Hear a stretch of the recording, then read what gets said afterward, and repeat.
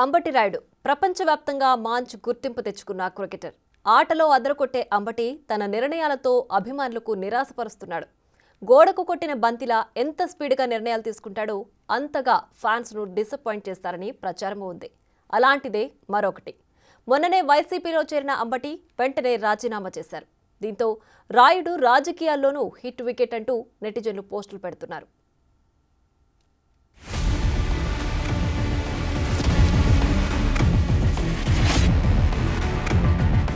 ఏది చేసినా మూన్నాళ్ల ముచ్చటే.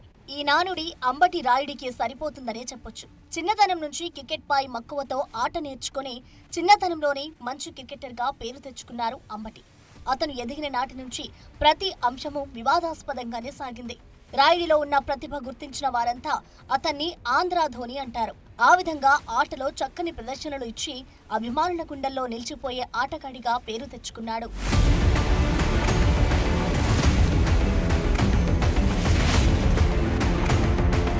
అద్భుతంగా రాణిస్తున్న సమయంలో అతను రాజకీయాల కోసమే ఐపీఎల్ కి దూరమయ్యాడు. టాలెంట్ ఉన్నప్పటికీ ఇండియా టీంలో రాయుడికి రెగ్యులర్ బెర్త్ లభించలేదు.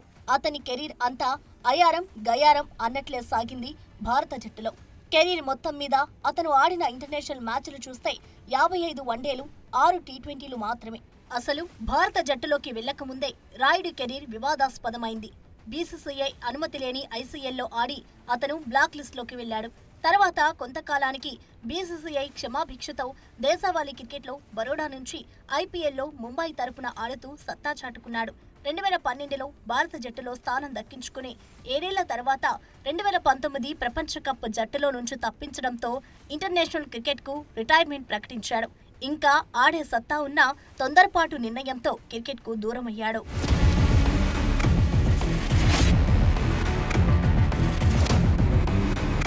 ఊహించని విధంగా అంబటి రాయుడు రాజకీయాల్లోకి చేరాలని నిర్ణయించుకున్నారు. అందులో భాగంగా వైసీపీ అధినేత సీఎం జగన్తో రాయుడు భేటీ అయ్యారు.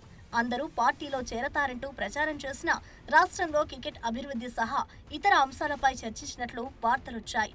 ఈలోపు ఆడుదాం ఆంధ్ర కార్యక్రమంలో ప్రభుత్వం అతన్ని భాగస్వామ్యం చేయడంతో తన సొంత జిల్లా గుంటూరులో పలు సేవా కార్యక్రమాలు చేస్తూ ప్రజలకు దగ్గరయ్యాడు. కొన్ని పాఠశాలలకు కంప్యూటర్స్ అందించి తన సేవా దృక్పథం చాటుకున్నాడు.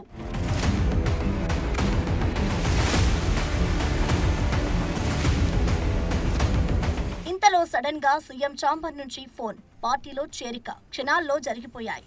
సీఎం జగన్ స్వయంగా కండువా కప్పి అంబటి రాయుడుని పార్టీలోకి ఆహ్వానించారు. అందరూ ఊహించిన విధంగానే ఆయన రాజకీయం వైసీపీతో సాగుతుందనే వార్తలను నిజం చేశాడు. పార్టీలో చేరిన 10 రోజుల్లోపే ఆ పార్టీకి గుడ్ బై చెప్పడం సంచలనంగా మారింది. ఇంతలోనే ఎందుకంత తొందరపాటు అనే ప్రశ్నలు ఉత్పన్నమవుతున్నాయి. నిజానికి వైసీపీలో చేరే ముందు అంబటి రాయుడు గుంటూరు ఎంపీ టికెట్ ఆశించారని తెలుస్తోంది.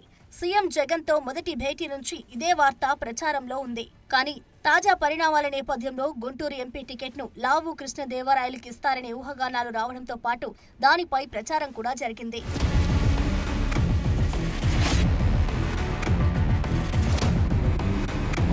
ఇంతలో ఏమైందో సడన్ గా రాజకీయాలకు కూడా గుడ్ బై చెప్పారు అంబటి రాయుడు.